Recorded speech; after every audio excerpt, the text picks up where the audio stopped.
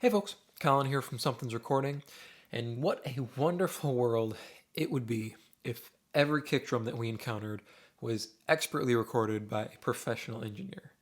Now that is not always the case, so today I'm going to show you how to mix a poorly recorded kick drum. We're going to be doing a little bit of a drum mix rescue today, but before we dive in, if you're ready to go a little bit deeper into the mixing process as a whole and really start to hone your workflow as an engineer, then I have just the thing for you. It is my 7-step mixing checklist. It's a simple PDF that will guide you through the entire mixing process, step by step, to help you get professional and radio-ready mixes without any more hassle and any more guesswork. It is completely free, and you can download it below using the link in the video description. Now let's jump in here and take a look at this horribly recorded kick drum.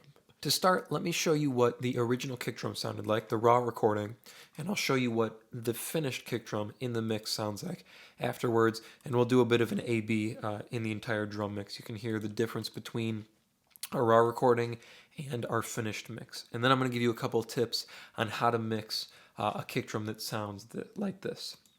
But this is kind of par for the course. Usually if you're starting out recording drums, this is kind of the kick drum that you're going to get sounding. If you don't have that much experience, if you don't really know what you're doing yet, a lot of times your kick drum's going to come out sounding a little bit like this.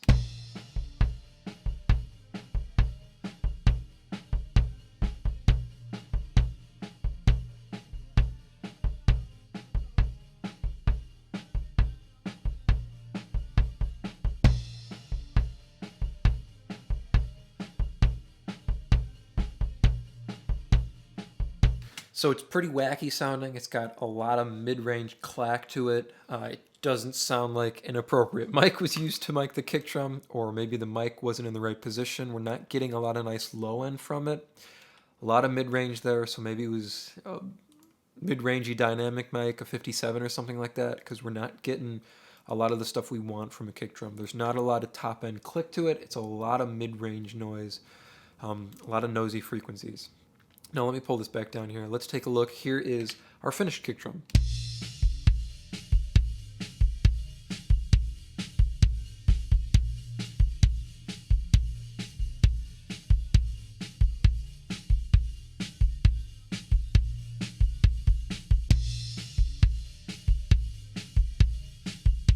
You can hear we've really moved a lot of the bulk of the frequencies around, right? Got rid of all of that nasty mid-range, that kind of like 800 hertz area, all that clack. We moved the click from the mid-range up to the top end, so we have that nice top end attack from our beater on the kick drum, from our beater hitting the head, and then we moved that low mid area down to the low end. So now we have some nice low end punch on our kick drum. It's tight, it's punchy, it's not loose sounding, it's not messy sounding, and it's not all clacky in the mid-range. Let me break down for you how we did this. Well, let me show you a before and after of the kick drum in our drum mix here. So if I solo up our drum mix here, we'll start with our original kick, our raw recorded kick, and then we'll flip over to the finished mix here.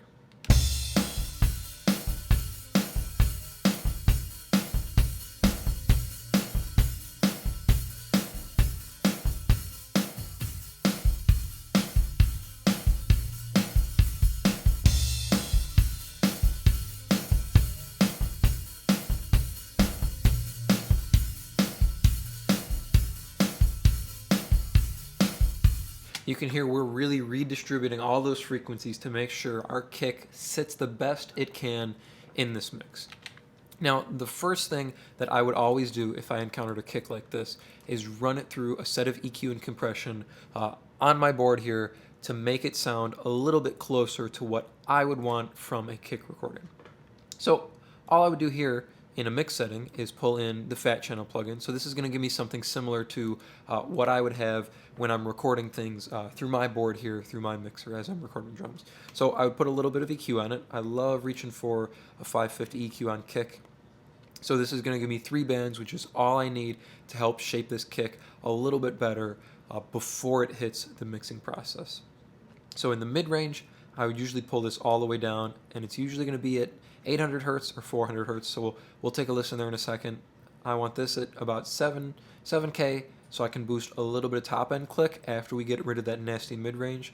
We can redistribute that to some of the top end, and then 50 hertz here, I'm usually going to want to do a bump down here as well. So let's take a listen here and see if we can get this poorly recorded kick sitting somewhere closer to a professionally recorded kick.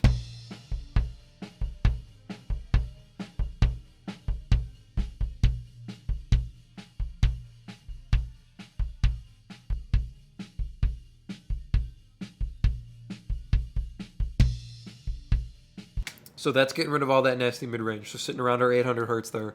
Let's see if we can get some low end in there.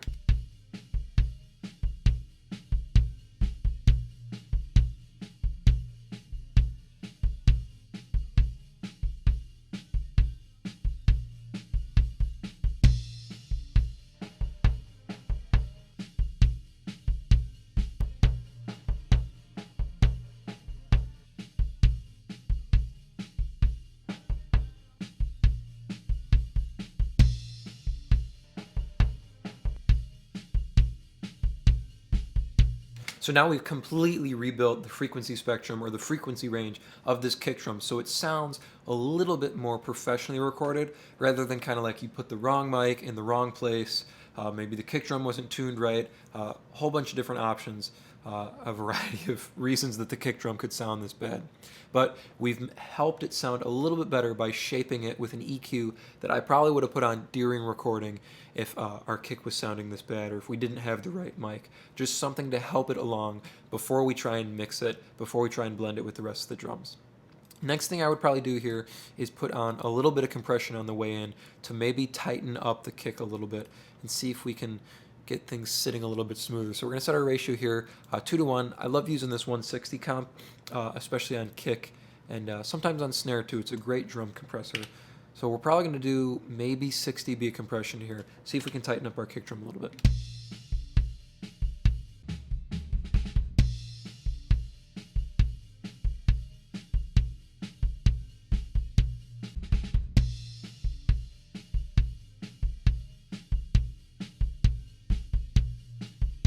So all I had to do was raise the ratio to 2:1 and duck our threshold down 1 notch, and we're sitting at 60 dB of compression.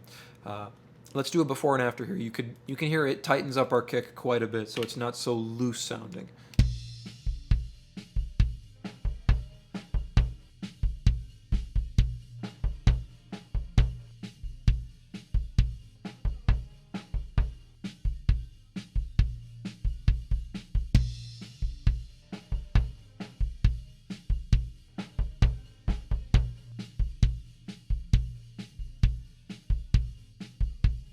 We lose a little bit of low end, that's okay. Low end is something we can add back in the mixing process and focus it a little bit better. We gain a little bit of mid-range, but it's more pleasing mid-range, kind of upper mid-range rather than that like 800 clack from our original kick drum, and it gives us a little bit more attack on the top end. So that is where I would start with this kick drum. Put a little bit of recording processing on, so something I would record through, and then I would commit this to the track. So I would come over in Studio One. If you go in your inspector window, you can enable event effects, drag it down, and render it to the track, so we have a better starting point for our kick drum. I'm going to get rid of this kick drum here now. We'll hide it, and we'll jump back to our rendered kick drum. So after I rendered it, here's what we have inside our mix.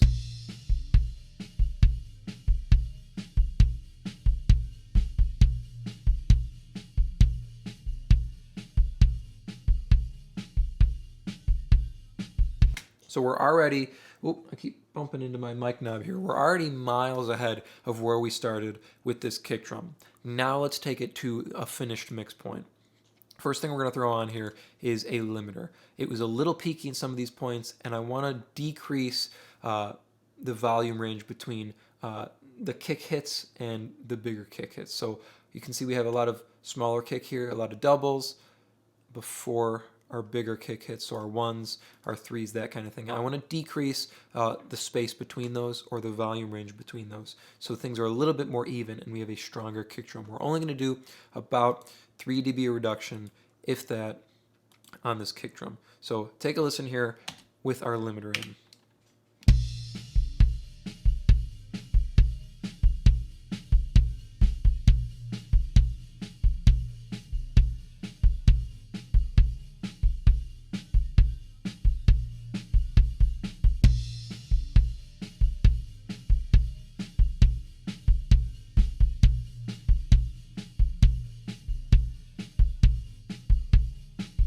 So a little over 2.5 dB reduction, and just tucking those bigger peaks down so things are a little bit more even on our kick drum as we push it into EQ, compression, and our final EQ here.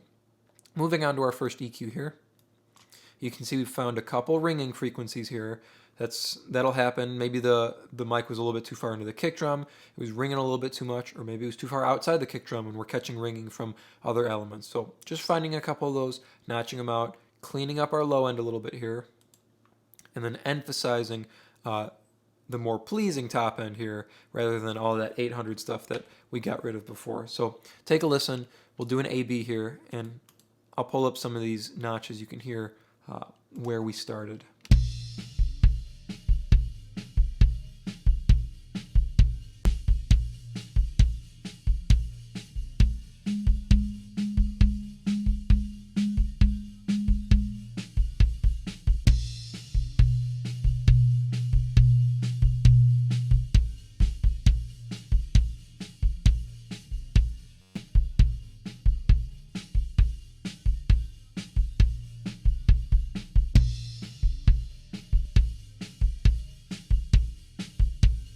So again, we're using another EQ here to shift the focus on the frequency spectrum for our kick. So we're trimming out a little bit of the low lows, cleaning up, tightening up our low end, pulling out a couple notches here. So that first one, this yellow band here, you could hear was ringing when our snare hit. So we're catching a little bit of ring from our snare drum. And then this first one here was a little bit of low ring from the kick drum. So notching that out so it's not making our kick drum too messy sounding. And then emphasizing the top end click. So a little bit here around 2.5K. So that's going to be our high mid area, our high mid click.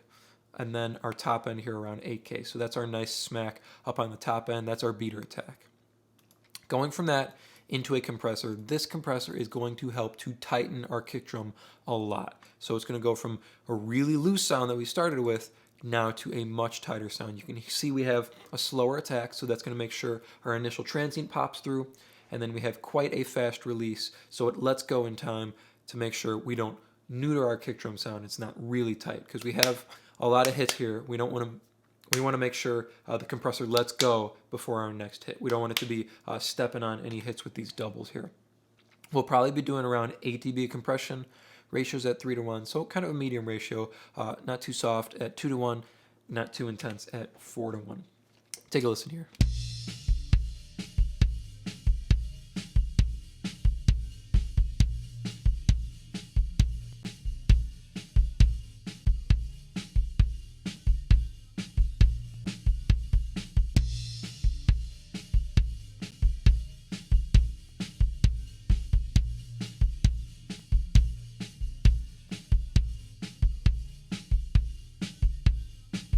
So we're losing a lot of low end there, but that's okay. We can add that in afterwards, whether we do it with saturation, a tape machine, or just an EQ plugin like we're using here to emphasize that low end afterwards. We'll get to that. But what we're getting from this compressor is we're tightening up our kick drum, evening it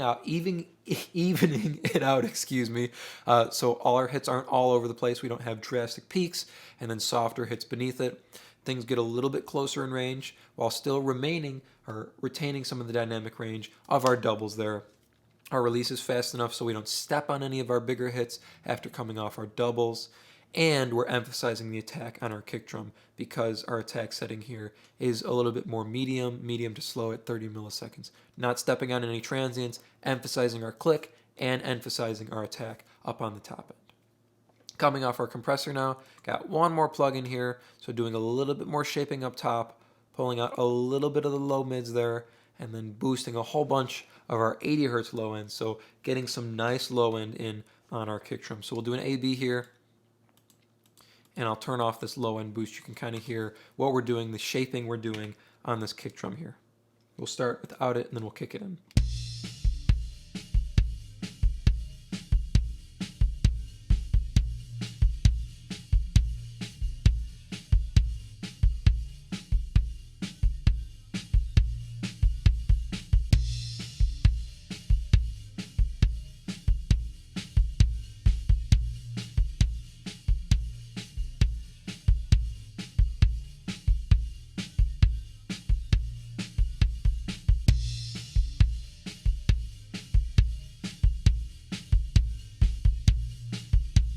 So now we're getting some nice low end back in on this kick drum. A little bit of tightening down here. We got a little bit of a high pass filter going on. Just making sure our low end's not too messy. Pulling out a little bit around 226 here. Make sure there's not any low mid area that's going to cloudy up or muddy up our kick drum, because we got a lot of hits. We don't want any mud building up in the low mid area. And then a little bit more gentle shaping up top. So a dB more at 8K, so a little bit more click up top after we tightened it with our compressor. And then a couple lower boosts here. We got a couple in the high mids here. So one at 1.82, just about a dB and a half, and then another dB and a half at about 3.5K, just to get a little bit more high mid attack and high mid click, high mid clack out of this kick drum so it can cut through this mix. That's all our plugins here. Let me bring back the other kick drum and we'll do a full AB here one more time. So starting off here is our initial kick drum, and we'll go through all our stages here to build out to our finished product.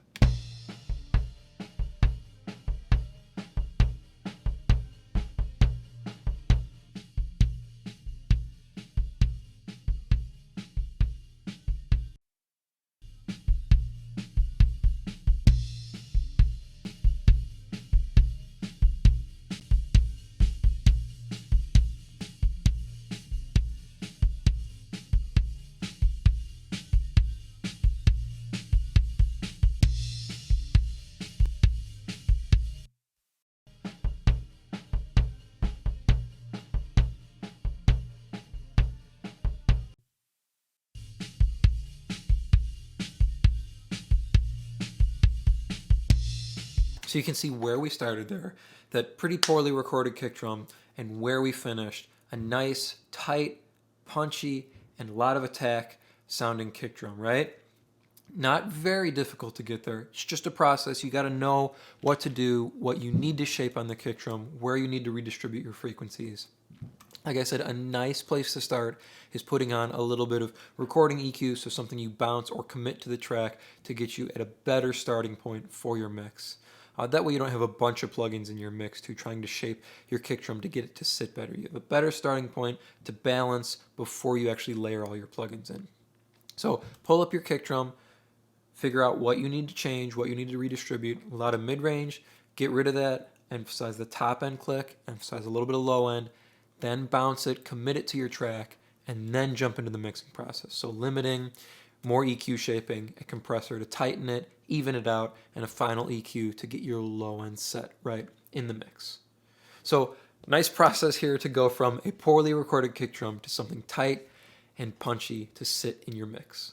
I hope that was helpful for you. Like I said at the beginning of the video, if you're ready to take your mixes to the next level and start dialing in your workflow as an engineer, then I have just the tool for you, and it is completely free. It is my 7-step mixing checklist, and you can download it below to start creating more professional mixes in less time. Thank you so much for watching, and I will see you in the next video.